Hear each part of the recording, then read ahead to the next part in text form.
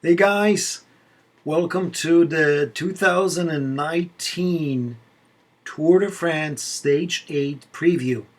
So, after a day of flats, right, very long day in the saddle, the riders are getting back into the mountains, the medium mountains of Massif Central. So, they're starting to go head south.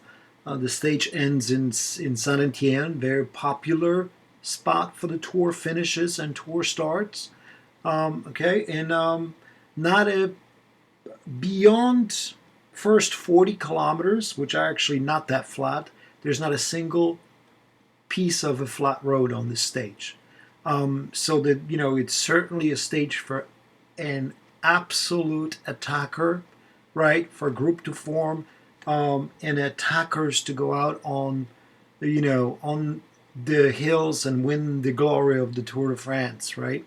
We have 200 kilometers, and again, not an inch of flat. We have 7 categorized climbs.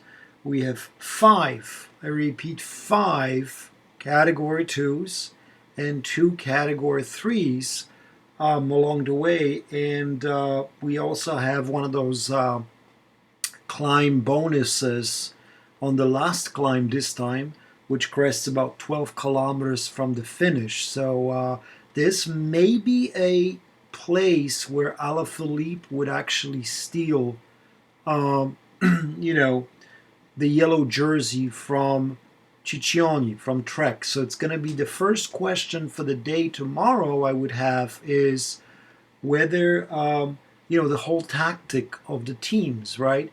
What is the Kunik quick step? What did they do? Right? Do they keep they keep riding, they keep controlling that break just for that last 15K for the Alaphilippe to have a chance to, you know, not only take the bonus. The bonus time is 8 seconds. He's 6 seconds behind in a GC. So if he actually gets that, he could very well get the yellow jersey. Of course, that would depend if Ciccione comes in second or third, right? Because if Alaphilippe wins and Ciccione gets the second, that's only 3 seconds. So, the another question is whether Alaphilippe will actually do one of his signature attacks tomorrow, because the climb crests at 12.5 kilometers, right? And the kind of the rest is a crazy descent that we saw on stage 3, kind of a similar situation. Before 2 kilometers, to the finish, there's another rise that is for about 1 kilometer before we go down to the complete finish. So that's really interesting how the tactic will be placed. What will Trek Segafredo do, and what will De Kooning Quickstep do?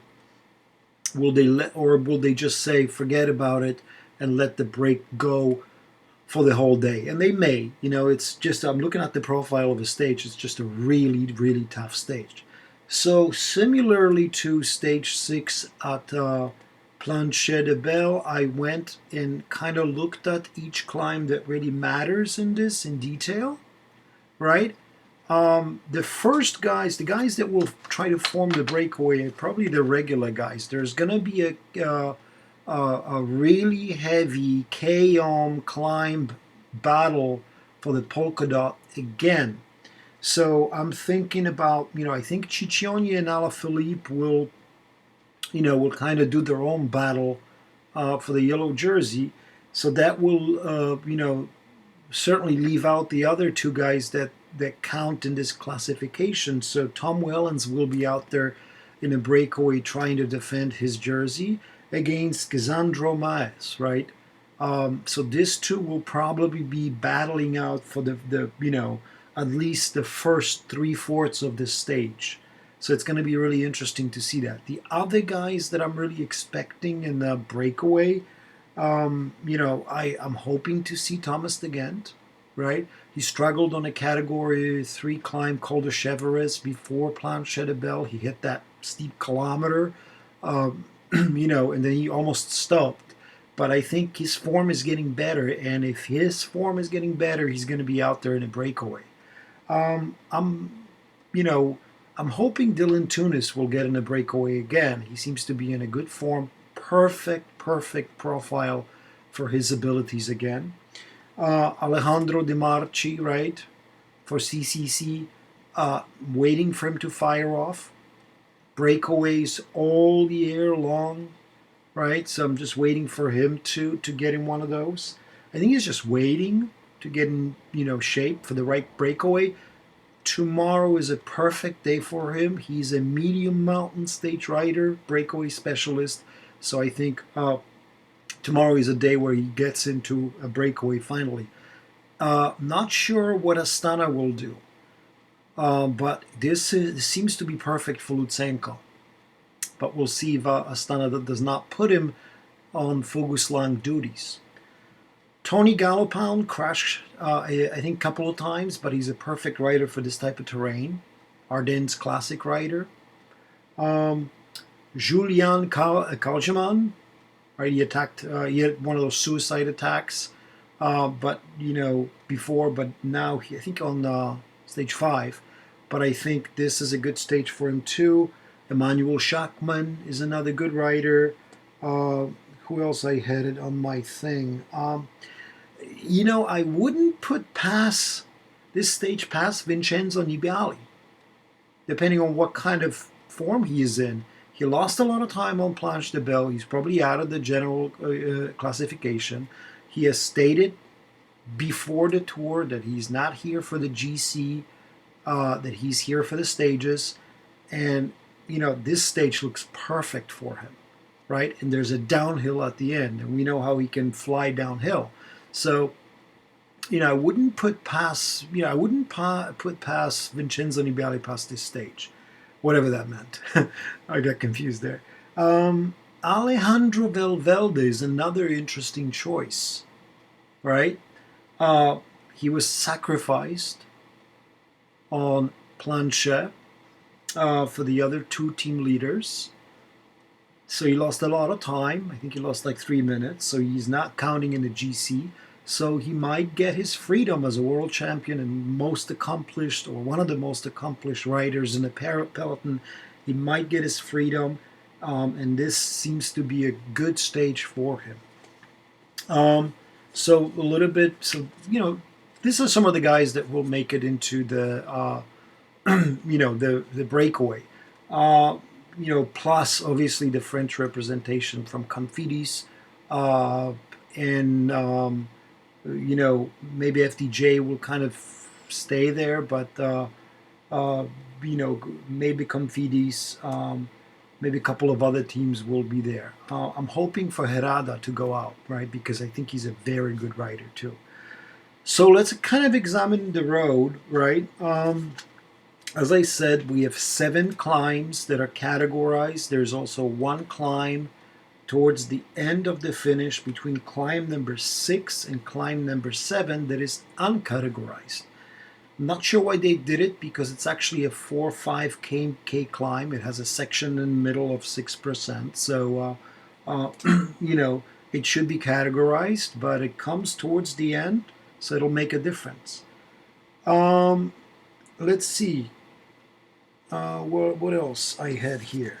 So on the road, on the details of the road, the real action, the battle, should start on a 3rd climb of the day. So 3rd climb is a category 2, and it's what's it called? Col de la Croix Paquet. Col de la Croix Paquet. Use my French again. And that comes at 82 kilometers into the 200 kilometer stage. So this is the 3rd climb of the day. So by now you have the break established. But that's where the real action should be. This is a only a 2.1 kilometer climb, but it's at 9.7% average, right? But that's a little bit deceiving. So I went to the GPS and Google Earth and kind of checked out this climb virtually, and it turns out that it's actually steeper than this. I saw 2 sections of that climb that are a lot steeper. So there's one section of the climb that comes earlier, has a 300-yard section between 12 and 13% slope. So proper Ardennes climb, right, at 2.1 kilometers. But the real deal is the section that of the climb that comes a little bit later in a second kilometer, because this section has a 300-yard section that is between 13% and 16% for 300 straight yards. So this climb is going to be a lot harder than what is at the official Tour de France profile. So the action should kind of start there. I think by this time, we should see a couple of breakaway guys starting to struggle, and we'll see who kind of will drop off and who is the strongest. Climb number, we have the fourth climb of the day, which is a 8 kilometers, slightly longer, but only at 4.5%, shouldn't be a problem. And another big climb comes at 133 kilometers, so this is 67 kilometers from the finish, right? So now we're getting closer. And the official profile states it at 4.9 kilometers, almost 5 kilometers, and it's pretty steep. It's at 7.9%. So I went out and did the same thing and checked it out on Google Earth, and it's Cote de la Croix Depart, right? And it's longer, 4.9 at 7.9%, but there's a section in the middle of it that is between 10 and 11% for 1.44 kilometers, so steep, right? So these climbs are like very irregular. They're definitely a lot more steeper, right, and shorter than big mountains. So it's going to be interesting to see because they have unpredictable gradients, and these riders probably know what awaits them, but I'm not sure how much detail they have examined these climbs, and there's definitely few surprises tomorrow. Now, that's 64 kilometers from the finish, right? So by that time, this is already a fifth climb of the day. The battle for the polka dot jersey is going to be full on, right? The guys are going to be fighting. By this stage, 64K, you already had, there's probably going to be a big numeric break, like we had on Planche de Belle. There's probably going to be 10 guys. I'm expecting maybe 8 to 12 guys to be there, okay? And after climb, then we have a climb number 6. It's not too bad, 5.2 at 6.4%. Climb number 6 comes in at 51K to go. And then we have that area where the ASO did not mark the climbs. And there's one climb that comes in at 34 kilometers to go, which is uncategorized. It's very undulating. It goes up and down all day. Then we have a descent, and then we come on to the last climb of the day, which is my favorite for this stage. Perfect springboard for the final attack. So the climb also carries a time bonus of 8 seconds. So it's going to be interesting how that Corbelli Alaphilippe battle goes on again. So I went out and checked out the details again for this climb. The climb is 1.9 kilometers long, so almost 2 kilometers. It's called Cote de la Jailleres, right? Cote de la Jailleres. 1.9%, 1.9 kilometers at 8%. So not too steep, but then we have to look at the details, of course, and what do the details revealed on a GPS, on Google Maps, on a street finder, on a street view, and on Google Earth. What do they reveal? A super steep section right at the end of the climb. So according to my research, The climb is the last 450 yards, averages 14.5% with a 16 and 17 and 18% pitch. So super steep. This comes about 12.5 kilometers from the finish, right? Perfect springboard. It's perfectly placed. And last 450 yards of that climb is super steep at average of 14.5% with pitches from 16 to 18%. So very interesting. Now, it seems like the climbing is over because now we have a very fast and kind of windy descent. The last 12 kilometers, by the way, also, I checked it out on Google Maps, have no forests, right? So it's open road through the fields into the town. And the issue with that is it's going to be there's no shield, right? There's no shield from winds. If it's windy, it's going to be throwing the riders' bikes all over the place, right? It's that kind of a situation that got Chris Froome out of the Tour de France, right? That kind of like a sudden wind, no protection out in the fields somewhere. So the riders are going to have to be very careful on that final descent, and there's going to be no wind. There's going to be no shield from the wind. So depending on where the wind is coming from, if it's coming from the back or from the front, right? If it's coming from the back, it's still going to be dangerous for the speeds, but it's going to help the breakaway guys. And if it's coming from the front, then that's going to be unpredictable. I have a feeling that, when I checked out the final descent on Street View and on Google Earth and on Google Maps, it kind of winds, right? It doesn't have a certain direction. It kind of goes all over the place, which is kind of dangerous. So I'm expecting it to be fireworks, right? Although the GC favorites will probably stay together, somebody on that final climb, regardless whether there's a break up the road, right? Whether they get enough time, whether somebody is not controlling it, I'm expecting somebody to have a dig on that last climb, especially on that last 500 yards, right? Somebody will have a dig to try to gain time on the favorites. So it's going to be interesting what Team Ineos will do.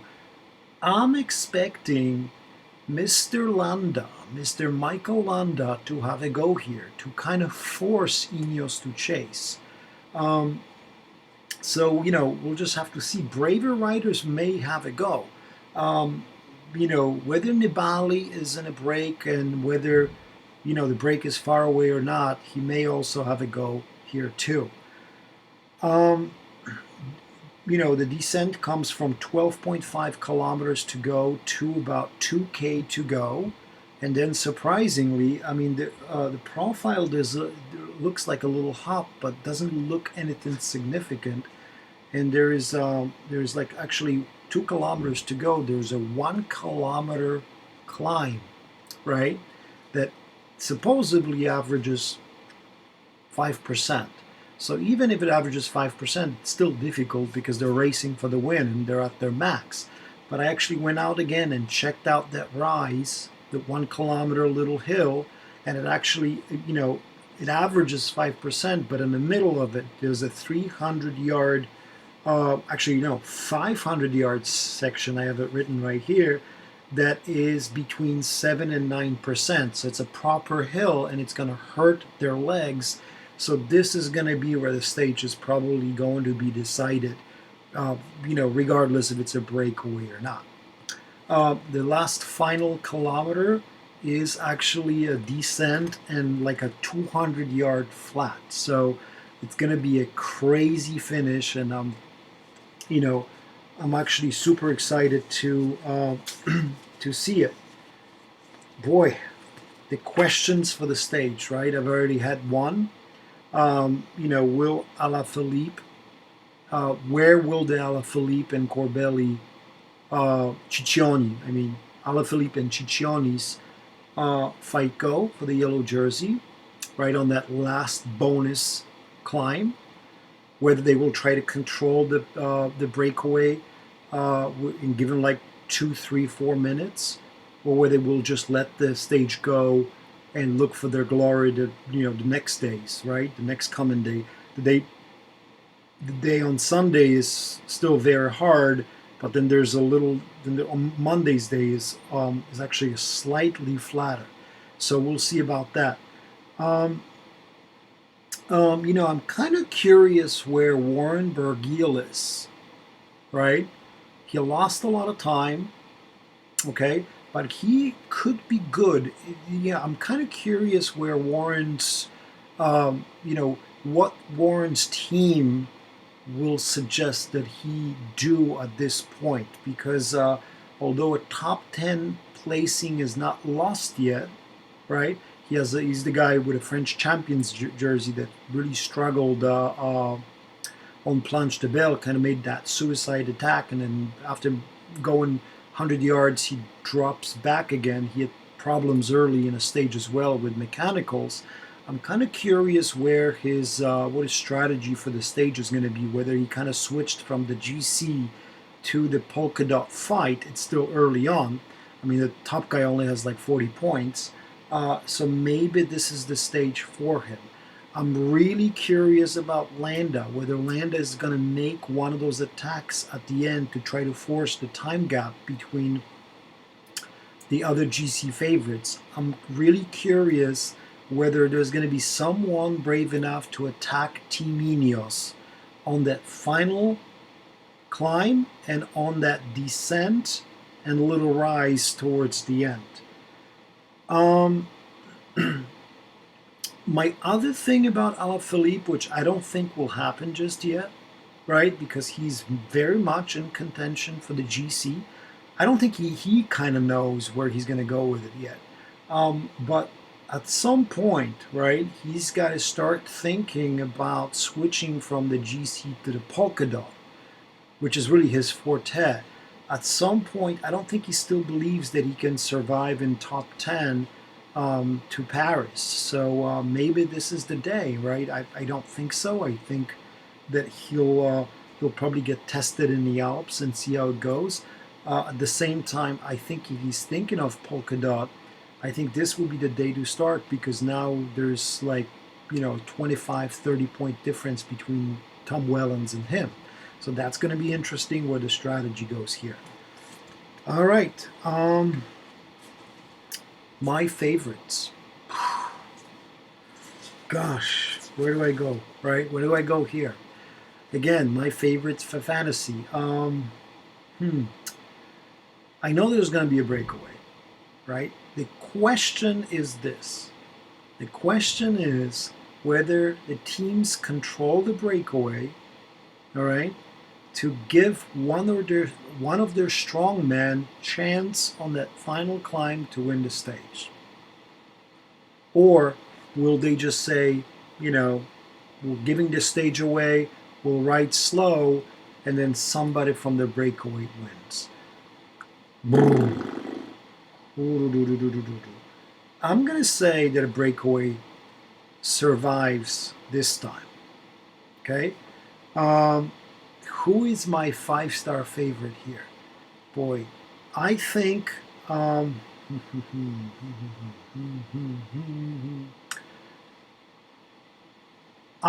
really out of 5 stars. Let's pick like 4 5-star favorites first. I think Thomas de Gendt is going to be there. I think Tim Wellens is going to be in the breakaway. I think Alessandro De Marchi. I think Dylan Tunis. And I think maybe looking at the other guys, I think, should I go for it? I think Vincenzo Nibali. All right, I'm going to go for it.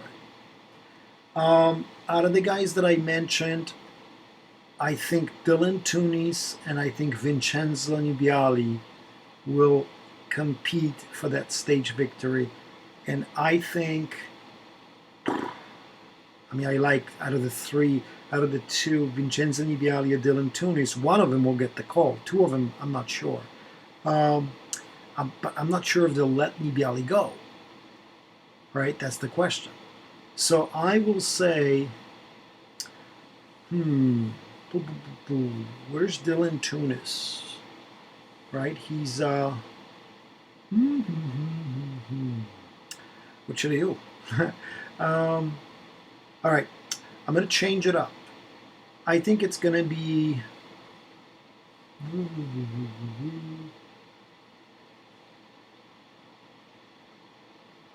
I'm gonna say it's gonna be between Demarki and I'm gonna say from CCC and Lutsenko from Astana. I am going to take. I'm going to take Lutsenko. Lutsenko tomorrow from Astana is my tour pick stage 8 favorite. All right, guys. Hopefully you enjoyed the stage 8. Sorry to be boring if you're not into it, but I try to do the best preview that I can. If you liked it, hit like. If you if you have any comments, questions, put below in comments. If you just want to say hi, say hi. And hopefully you enjoy it, and hopefully you keep riding. I'm going to go riding. The weather is nice in a second here. Yeah, I'm looking forward till tomorrow. I can't wait because it's going to be a crazy hilly stage with that last hill, 14.5%, right? And then crazy descent down there. So I said Lutsenko. We'll see what happens. I'm still kind of like thinking about Alaphilippe and that descent at the end. So we'll see. But I say Lutsenko. So yeah, hopefully you're watching and subscribe if you like the channel. And I'll see you tomorrow for the recap of the stage and for the preview of stage 9. All right, thanks guys. You have a good day.